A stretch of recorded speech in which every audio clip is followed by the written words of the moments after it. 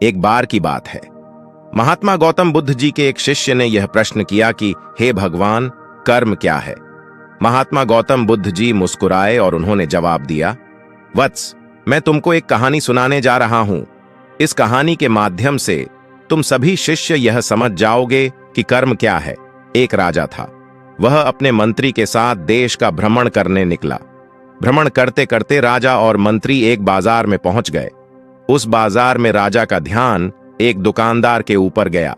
उस दुकानदार को देखते ही राजा के मन में न जाने क्यों यह विचार आया कि मैं इस दुकानदार को कल फांसी की सजा दे दूं। यह बात राजा ने अपनी मंत्री को बताया। मंत्री कुछ बोले उससे पहले राजा उस दुकानदार के दुकान के सामने से आगे निकल चुके थे और दूसरी बातें करने लगे। मंत्री बहुत ही चिंतित हो गया। यह बात समझ नहीं पा रहा था कि दुकानदार की गलती क्या है। दुकानदार से बिना कुछ बात किए, बिना कुछ सोचे समझे, महाराज ऐसा फैसला लेने के बारे में क्यों सोच रहे हैं। राजा और मंत्री भ्रमण करने के बाद राज दरबार वापस चले गए। मंत्री को रात भर नींद नहीं आई। सुबह जगने के बाद मंत्री एक साधारण प्रजा का रूप बनाकर उस दुकानदार के पास गया और उस दुकानदार से पूछा, तुम क्या बेचते हो। दुकानदार ने जवाब दिया, मैं चंदन की लकड़ी बेचता हूं। फिर मंत्री आसपास के लोगों से दुकानदार के बारे में पूछना शुरू किया। सबने जवाब दिया कि दुकानदार किसी से बोलता नहीं है, हमेशा दुखी रहता है। मंत्री को बात समझ में आ गई। मंत्री फिर वापस दुकानदार के पास गया और उस दुकानदार से पूछा, तुम दुखी क्यों रहते हो। दुकानदार ने बताया, मैं दुखी इसलिए रहता हूं क्योंकि मेरे दुकान पर लोग आते हैं, चंदन की लकड़ियां सूंघते हैं और बोलते हैं बहुत ही सुंदर है, बहुत ही अच्छी महक है, लेकिन कोई खरीदा नहीं है, इसलिए मैं बहुत दुखी रहता हूं। मंत्री दुकानदार की बात सुनकर खुद भी भाव विभोर हो गया। कोई भी दुकानदार दुखी क्यों ना हो अगर उसके दुकान का कोई भी सामान खरीदा ना जाए, जबकि सामान में कोई कमी ना हो। मंत्री सोचने लगा कि यह दुकानदार अपने दुखों के वजह से इतना दुखी रहता है, परंतु राजा इस दुकानदार को फांसी पर क्यों लटकाना चाहते हैं। अर्थात राजा के मन में आए हुए विचार का उत्तर अभी तक मंत्री को नहीं मिला था। मंत्री ने फिर दुकानदार से पूछा, भाई तब तुम क्या करोगे अगर तुम्हारे दुकान की सारी चंदन की लकड़ियां ऐसे ही रखी की रखी रह जाएंगी तो। दुकानदार ने गुस्से भाव में बोला, हां मैं जानता हूं मेरी चंदन की लकड़ियां ऐसे ही रखी रह जाएंगे, कोई नहीं खरीदेगा। इसीलिए मैं सोचता हूं कि हमारे देश का राजा जल्दी से मर जाए। अगर वह जल्दी से मर जाता तो मैं उस राज दरबार में उस राजा के दाह संस्कार के लिए अपनी चंदन की लकड़ी देता, जिससे मुझे कुछ पैसे मिल जाते और इस बाजार के अलावा बाकी के लोगों को भी मेरे चंदन की लकड़ी के बारे में पता चलता। तो फिर शायद कुछ न कुछ लोग मेरी दुकान से जरूर खरीदने आते चंदन की लकड़ी। मंत्री दुकानदार की बात को सुनकर सब कुछ समझ गया और उसके मन में एक विचार आया। मंत्री ने दुकानदार से चंदन की कुछ लकड़ियां खरीदें। इस खरीदारी से दुकानदार को कुछ पैसे भी मिल गए और वह थोड़ा खुश भी हो गया। मंत्री चंदन की लकड़ियों को लेकर वापस राज दरबार चला आया। राज दरबार पहुंचकर मंत्री ने उन चंदन की लकड़ियों को राजा के समक्ष रख दिया और बोला कि हे राजन, ये चंदन की लकड़ियां उसी दुकानदार ने आपको भेंट किया है जिस दुकानदार को आप फांसी देने के लिए सोच रहे थे। राजा उन चंदन को सूंघे तथा सूंघने के बाद बड़े ही प्रसन्न हुए। उन्होंने कहा, यह चंदन की लकड़ियां बहुत ही ज्यादा खुशबूदार हैं। दुकानदार के इस अनोखे भेंट से राजा बहुत खुश हुए और मंत्री को कुछ स्वर्ण मुद्राएं दिए तथा बोले, जाओ उस दुकानदार को ये स्वर्ण मुद्राएं इनाम में देना और बोलना कि आज के बाद महल में जब कभी भी चंदन की लकड़ी की जरूरत पड़ेगी तब तुम्हारे दुकान से ही चंदन की लकड़ी ली जाएगी।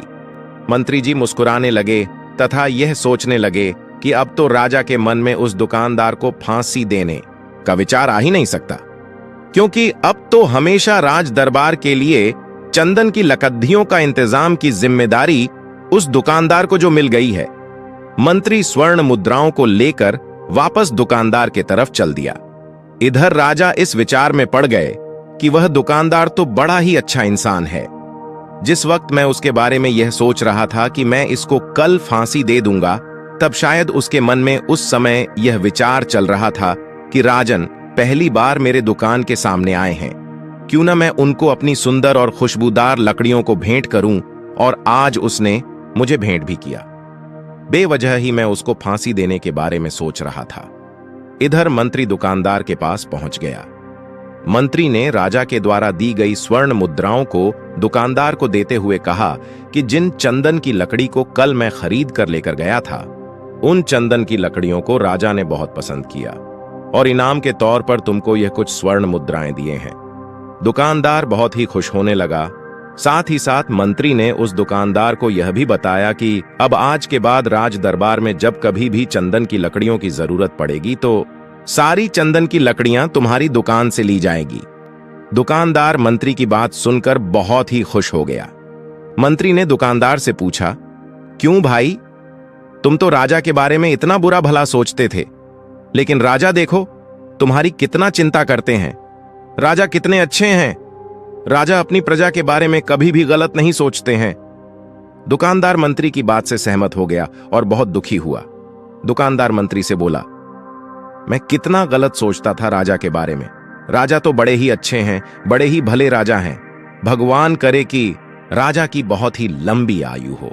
यह बात सुनकर मंत्री भी बहुत खुश हुआ। फिर मंत्री वहां से वापस राज दरबार को चला गया और यहीं पर महात्मा गौतम बुद्ध जी ने इस कहानी को समाप्त कर दिए। फिर अपने शिष्यों से उन्होंने पूछा कि अब बताओ कि कर्म क्या है। विचार ही हमारे कर्म होते हैं। गौतम बुद्ध ने कर्म का पाठ पढ़ाया। किसी शिष्य ने कहा कर्म बोले हुए शब्द है, किसी शिष्य ने कहा कर्म वाणी है, तो किसी ने कहा कर्म सोच है, तो किसी ने कहा कर्म भावना है, वगैरह वगैरह। अपने सारे शिष्यों का जवाब सुनने के बाद महात्मा गौतम बुद्ध जी ने बताया कि कर्म हर एक इंसान की खुद के विचार होते हैं।